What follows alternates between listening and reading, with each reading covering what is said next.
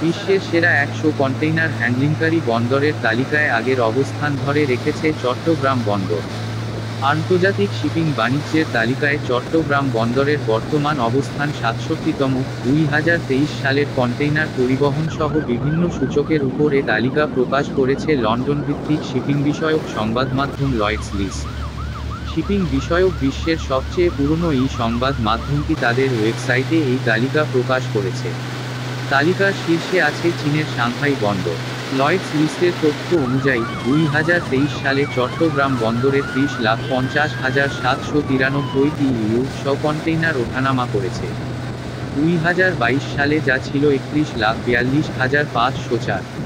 বন্দর কর্মকর্তারা জানান, ক্যারেটিক নানা সীমাবদ্ধতার মধ্যে চট্টগ্রাম বন্দর তার ৬৭তম অবস্থান ধরে রাখাটা সত্যিই চ্যালেঞ্জিং ছিল। সেবার মান বাড়িয়ে চট্টগ্রাম বন্দর ভবিষ্যতে আরও ভালো করবে বলে জানান তিনি।